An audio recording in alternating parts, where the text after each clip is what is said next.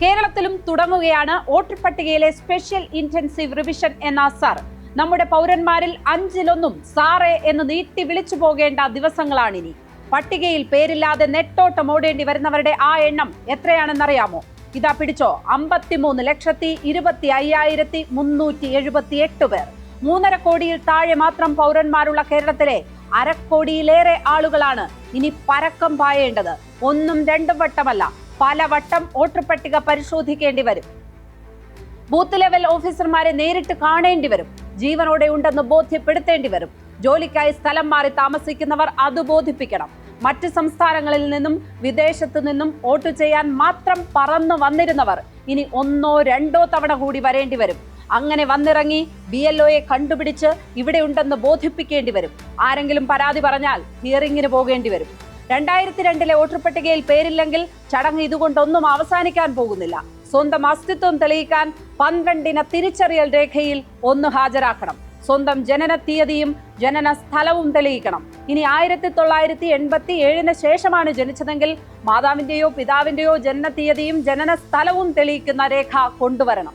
2004 ശേഷമാണ് ജനിച്ചതെങ്കിൽ സ്വന്തം മാത്രമല്ല, മാതാവിന്റെയും പിതാവിന്റെയും കൂടി ജനന തീയതിയും ജനന സ്ഥലവും തെളിയിക്കുന്ന രേഖ ഹാജരാക്കണം. ഈ പൊല്ലാപ്പിനൊക്കെ നിൽക്കണോ പോണോ എന്ന് ചിന്തിച്ച് ആരും ഹതാശരാകരുത്. വോട്ട് നമ്മുടെ ജന്മ അവകാശമാണെന്നാണ് തെരഞ്ഞെടുപ്പ് കമ്മീഷന്റെ പരസ്യത്തിൽ പറയുന്നത്. സ്പോട്ട് ലൈറ്റ് ആരംഭിക്കുന്നു. വോട്ടർ പട്ടികയിൽ കയറിക്കൂടാനുള്ള പെടാപ്പാട്. സംഭവം ലളിതമായി പറഞ്ഞാൽ ഇങ്ങനെയാണ്. 2002 വോട്ടർ പട്ടികയാണ് കമ്മീഷൻ പൊടി തട്ടിയെടുത്ത് മേശപ്പുറത്ത് വച്ചിരിക്കുന്നത്. ആ വോട്ടർ പട്ടികയിൽ 2,24,98,941 പേരാണ് ഉണ്ടായിരുന്നത്. അതിൽ ഒരു 40 ലക്ഷം പേർ കഴിഞ്ഞ 20 വർഷത്തിനിടെ മരിച്ചുപോയിട്ടുണ്ട്. അത് കണ്ടെത്തി ആദ്യം വെട്ടി നീക്കണം. ഈ വർഷം ഓഗസ്റ്റിലെ കണക്കനുസരിച്ച് 2,70,24,319 പേർക്കാണ് വോട്ടവകാശം ഉള്ളത്. നിലവിൽ വോട്ടുള്ള 53,25,378 പേരാണ് സ്വന്തം നിലനിൽപ്പ് തെളിയിക്കേണ്ടി വരുന്നത്. ഇവരാരും ചെറുപ്പക്കാരോ പുതിയ വോട്ടർമാരോ അല്ല. 2004 ലോക്സഭാ തെരഞ്ഞെടുപ്പിൽ 18 വയസ്സ് തികഞ്ഞ് വോട്ട് ചെയ്തവർ മുതലുണ്ട്. എന്ന് പറഞ്ഞാൽ ഇപ്പോൾ 40 വയസ്സായവർ വരെ സ്വന്തം പേര് ചേർക്കാൻ ഓടേണ്ടി വന്നേക്കും എന്നർത്ഥം. ആ ഓട്ടം 2-3 വിധത്തിലാണ്. 2002 വോട്ടർ പട്ടികയിൽ പേരില്ലെങ്കിൽ ആദ്യം ചോദിക്കുക നിങ്ങൾ എന്ന് ജനിച്ചു എന്നാണ്. 1987 മുമ്പ് ജനിച്ചവരാണെങ്കിൽ സ്വന്തം ജനന സർട്ടിഫിക്കറ്റ് ഹാജരാക്കിയാൽ മതി. ജനിച്ച സ്ഥലവും ജനിച്ച തീയതിയും അതിലുണ്ടാകും. അത് സംഘടിപ്പിക്കാൻ K-സ്മാർട്ടിൽ ഒന്ന് കയറിയിറങ്ങണം. അല്ലെങ്കിൽ ഇത് തെളിയിക്കുന്ന 11 രേഖകൾ കൂടിയുണ്ട്. കേന്ദ്ര സംസ്ഥാന സർക്കാരുകൾ ജീവനക്കാർക്ക് നൽകുന്ന തിരിച്ചറിയൽ കാർഡ്, 1987 മുമ്പ് പൊതുമേഖലാ സ്ഥാപനം നൽകിയ തിരിച്ചറിയൽ കാർഡ്, പാസ്പോർട്ട്, 10ാം തരം വിദ്യാഭ്യാസ സർട്ടിഫിക്കറ്റ്, സ്ഥിര താമസക്കാരനാണെന്ന സർട്ടിഫിക്കറ്റ്, വനാവകാശ സർട്ടിഫിക്കറ്റ്, OBC SC/ST സർട്ടിഫിക്കറ്റ്, ദേശീയ പൗരത്വ പട്ടികയിലെ അംഗത്വം, സംസ്ഥാന സർക്കാരിന്റെ കുടുംബ രജിസ്റ്ററിലെ അംഗത്വം, സർക്കാർ നൽകുന്ന ഭൂമി കൈമാറ്റ സർട്ടിഫിക്കറ്റ്. ഇത്രയും 10 രേഖകളിൽ ഒന്ന് ഹാജരാക്കണം. അപ്പോൾ ആധാർ കാർഡ് കൊണ്ട് എന്ത് പ്രയോജനമെന്നല്ലേ? സുപ്രീം കോടതി പറഞ്ഞതനുസരിച്ച് ആധാർ തിരിച്ചറിയാനുള്ള രേഖയായി ഉൾപ്പെടുത്തിയിട്ടുണ്ട്. പക്ഷേ ജനന തീയതിയും സ്ഥലവും തെളിയിക്കുന്ന രേഖയായി ഇത് അംഗീകരിച്ചിട്ടില്ല. ആധാർ ഹാജരാക്കിയാലും ജനന സർട്ടിഫിക്കറ്റ് കൂടി ആവശ്യപ്പെടാം. അപ്പോൾ ജനന സർട്ടിഫിക്കറ്റ് ഹാജരാക്കണം. ഇത്രയൊക്കെ ചെയ്യേണ്ടത് എന്തിനു വേണ്ടിയാണ്? നാട്ടിൽ സുഖമായി വോട്ട് ചെയ്തുകൊണ്ടിരുന്നവർ വീണ്ടും വോട്ടർ പട്ടികയിൽ കയറാൻ വേണ്ടിയാണ്. ഇരട്ടിപ്പുകളും തട്ടിപ്പുകളും തടയാനല്ലേ? ഇത് നല്ല കാര്യമല്ലേ എന്നാണ് തെരഞ്ഞെടുപ്പ് കമ്മീഷനും ഡോക്ടർ ശശി തരൂരും ചോദിച്ചത്. എന്നാൽ ഇത് ശുദ്ധ തോന്നിയാസമാണെന്നാണ് മുഖ്യമന്ത്രി പിണറായി വിജയനും പ്രതിപക്ഷ നേതാവ് VD സതീശനും പറഞ്ഞത്. എന്തുകൊണ്ടാണ് മുഖ്യമന്ത്രിയും പ്രതിപക്ഷ നേതാവും അങ്ങനെ പറഞ്ഞത്? ഇതിനുള്ള കാരണം ഈ കുറഞ്ഞ സമയം കൊണ്ട് 53 ലക്ഷം പേർ രേഖകൾ ഹാജരാക്കാനുള്ള കാലതാമസം തന്നെയാണ്. ഇത്രയും വോട്ടർമാരെ പുതിയതായി ചേർക്കുന്നതിന് തുല്യമാണ് ഈ നടപടി. അങ്ങനെ ചേർക്കാൻ ചെല്ലുമ്പോഴാണ് കർണാടകയിലെ വോട്ടർ പട്ടികയിൽ സംഭവിച്ചതുപോലുള്ള പ്രശ്നങ്ങൾ ഉണ്ടാകുന്നത്. ആരുടെയെങ്കിലും പരാതിയുടെ പേരിൽ ഇഷ്ടമില്ലാത്തവരെയൊക്കെ ഒഴിവാക്കാൻ കഴിയും എന്നതാണ് തിരിച്ചടി. 1200 വോട്ടർമാർ വീതം മാത്രമുള്ള ബൂത്തുകളാണ് വരാൻ പോകുന്നത്. ഓരോ ബൂത്തിലും കുറഞ്ഞത് 250 പേരെങ്കിലും ഈ പട്ടികയ്ക്ക് പുറത്തായിരിക്കും. ചിലപ്പോഴത് 600 വരെയുമാകാം. ഇത്രയും പേരെ രേഖകൾ സംഘടിപ്പിച്ച് പട്ടികയിൽ ഉൾപ്പെടുത്തുക എന്നത് 888 പണിയാണ്. പ്രചാരണം നടത്തേണ്ട സമയത്ത് രാഷ്ട്രീയ പാർട്ടികൾ കണ്ണിൽ എണ്ണയൊഴിച്ച് കാത്തിരിക്കേണ്ടി വരും. ഇല്ലെങ്കിൽ എവിടെ നിന്ന് എന്നറിയാതെ പുതിയ വോട്ടർമാർ പറന്നിറങ്ങും. സ്ഥിര താമസക്കാർക്ക് വോട്ട് പോവുകയും ചെയ്യും. ബീഹാറിൽ വോട്ടർ പട്ടിക പരിഷ്കരണം കഴിഞ്ഞപ്പോൾ ലക്ഷങ്ങളാണ് പുറത്തുപോയത്. അവിടെ ബി.ജെ.പിയും ജെ.ഡി.യുവും എഴുതിക്കൊടുത്ത പട്ടികയിലുള്ളവർക്കെല്ലാം വോട്ട് കിട്ടി എന്നാണ് ആക്ഷേപം. പ്രതിപക്ഷം നൽകിയവർ പട്ടികയ്ക്ക് പുറത്തുമായി.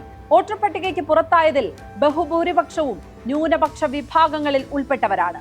ഇത് പൗരത്വ രജിസ്റ്റർ തയ്യാറാക്കൽ തന്നെയായി മാറുന്നത് രണ്ട് കാരണം കൊണ്ടാണ്. ജനന സ്ഥലം തെളിയിക്കാൻ ആവശ്യപ്പെടുന്നു. കൂടാതെ പൗരത്വ രേഖയാണ് ചോദിക്കുന്നത്. കേരളം ഒരിക്കലും നടപ്പാക്കില്ലെന്ന് പറഞ്ഞതാണ് പൗരത്വ രജിസ്റ്റർ. അത് പിൻവാതിലൂടെ നടപ്പാക്കുകയാണ് ഇപ്പോൾ കേന്ദ്ര സർക്കാർ ചെയ്യുന്നത്. ദേശീയ വിദ്യാഭ്യാസ നയം നടപ്പാക്കില്ലെന്ന് പ്രഖ്യാപിച്ചപ്പോൾ മറ്റു ഫണ്ടുകൾ പിടിച്ചുവച്ചതുപോലുള്ള പരിപാടി. സമഗ്ര വോട്ടർ പട്ടിക പരിഷ്കരണത്തിന് ഇതല്ലാതെ മറ്റൊരു നിർവചനവും ഇല്ല. എന്തുകൊണ്ടാണ് വോട്ടർ പട്ടിക പരിഷ്കരണത്തെ ബി.ജെ.പി ഒഴികെയുള്ള എല്ലാ പാർട്ടികളും എതിർക്കുന്നത്?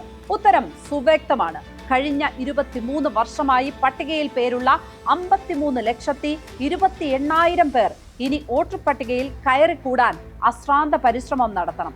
കുറഞ്ഞ കാലത്തിനിടെ 53 ലക്ഷം പേരെ പട്ടികയിൽ ഉൾപ്പെടുത്തുന്നതിനെയാണ് മലമറിക്കുക എന്ന് പറയേണ്ടത്. ഇവരെ കണ്ടെത്തി അവരുടെ വോട്ടുറപ്പിക്കാൻ BLOമാർക്ക് എങ്ങനെ സാധിക്കും? എത്ര തവണ വീടുകൾ കയറി ഇറങ്ങിയാലാണ് ഇത് പൂർത്തിയാക്കാൻ സാധിക്കുക? പല വീടുകളിലും പ്രവൃത്തി ദിവസങ്ങളിൽ ആരുമുണ്ടാകില്ല. ഇത് ചെയ്യാൻ ആകെ കിട്ടുന്നത് 1-2 പൊതു അവധി ദിവസവും ഞായറാഴ്ചയുമാണ്. അന്ന് ഏതെങ്കിലും കല്യാണങ്ങൾക്കോ ചടങ്ങുകൾക്കോ ആയി വോട്ടർമാർ തിരക്കിലാണെങ്കിൽ അവിടെയും പെട്ടു. രാഷ്ട്രീയ പാർട്ടികൾ സ്വന്തം താല്പര്യമെടുത്ത് ഹാജരാക്കുന്നവർക്കല്ലാതെ വോട്ടുണ്ടാകില്ല എന്നതാണ് സ്ഥിതി.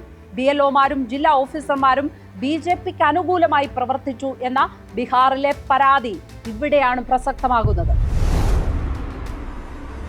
കേരളത്തിൽ 6-7 മാസത്തിനിടെ 2 തെരഞ്ഞെടുപ്പുകളാണ് നടക്കാൻ പോകുന്നത്. അതിനുള്ള തയ്യാറെടുപ്പുകൾക്കു കൂടി ഈ ദിവസങ്ങൾ മതിയാകാതെ വരും. അതിനൊപ്പമാണ് സമഗ്ര വോട്ടർ പട്ടിക പരിഷ്കരണം കൂടി പ്രഖ്യാപിച്ചിരിക്കുന്നത്. ഒരേ ഉദ്യോഗസ്ഥർ തന്നെയാണ് തദ്ദേശ സ്വയംഭരണ തെരഞ്ഞെടുപ്പ് നടത്തേണ്ടതും നിയമസഭാ തെരഞ്ഞെടുപ്പ് നടത്തേണ്ടതും.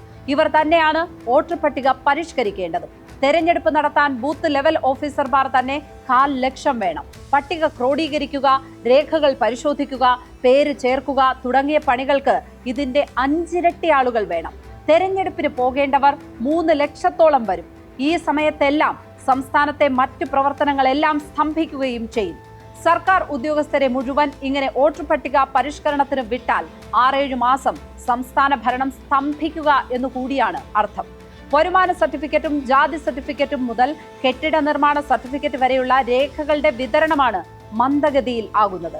ഇപ്പോൾ തന്നെ പഞ്ചായത്തുകളിൽ വോട്ടർ പട്ടികയുടെ പണിയല്ലാതെ മറ്റൊന്നും നടക്കുന്നില്ല എന്ന സ്ഥിതിയാണ്. സ്പോട്ട്ലൈറ്റ് ഇനി നാളെ മറ്റൊരു വിഷയവുമായി ഇതേ സമയം. നമസ്കാരം.